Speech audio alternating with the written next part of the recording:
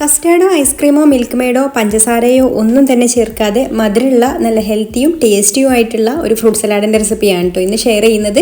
അപ്പോൾ അതായിട്ട് ഞാനിവിടെ ഇത്രയും ഫ്രൂട്ട്സുകൾ ചെറുതായിട്ടൊന്ന് കട്ട് ചെയ്ത് വെച്ചിട്ടുണ്ട്. പുളിയില്ലാത്ത മധുരമുള്ള ഫ്രൂട്ട്സുകൾ എടുക്കുക കേട്ടോ. അപ്പോൾ ഞാനിവിടെ എടുത്തിട്ടുള്ളത് നേന്ത്രപ്പഴവും ആപ്പിളും മാങ്ങയും അനാറുമാണ്. അപ്പോൾ നിങ്ങളെ കയ്യിൽ ഏതൊക്കെ ഫ്രൂട്ട്സ് ആണോ ഉള്ളത് അതൊക്കെ ചേർത്ത് കൊടുക്കാം. പിന്നെ അതിലേക്ക് ഡ്രൈ ഫ്രൂട്ട്സ് ഒക്കെ വേണമെന്നുണ്ടെങ്കിൽ അതും ചേർത്ത് കൊടുക്കാം കേട്ടോ. അപ്പോൾ ഇഷ്ടമുള്ള ഫ്രൂട്ട്സ് ഒക്കെ ചേർത്ത് കൊടുത്തിട്ട് ഈ ഒരു ബൗളിലേക്ക് ചേർത്ത് കൊടുത്തിട്ട് നന്നായിട്ടൊന്ന് മിക്സ് ചെയ്ത് കൊടുക്കാം. ഇനി ഞാൻ ഒരു മിക്സിയുടെ ജാർ എടുത്തിട്ടുണ്ട്.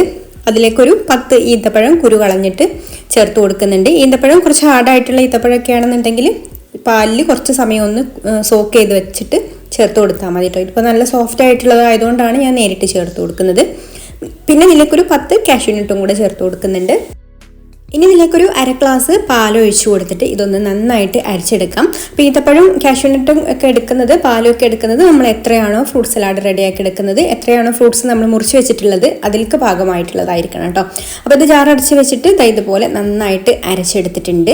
ഇനി നമ്മൾ നേരത്തെ കട്ട് ചെയ്ത് വെച്ചിട്ടുള്ള ഒരു ഫ്രൂട്ട്സിലേക്ക് ചേർത്ത് കൊടുത്തിട്ട് ഒന്ന് മിക്സ് ചെയ്ത് കൊടുക്കാം.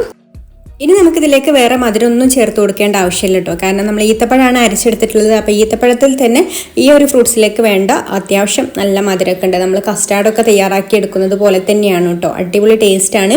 ഇനി മിക്സ് ചെയ്ത് കൊടുത്തതിന് ശേഷം നമുക്കിത് ഫ്രിഡ്ജിൽ വെച്ചിട്ട് നന്നായിട്ട് തണുപ്പിച്ചെടുത്തിട്ട് സെർവ് ചെയ്യാം. അപ്പോൾ ഡയറ്റൊക്കെ ചെയ്യുന്നവർക്കൊക്കെ പറ്റിയിട്ടുള്ള ഒരു ഫ്രൂട്ട് സലാഡാണ്. അപ്പോൾ ട്രൈ ചെയ്ത് നോക്കുക.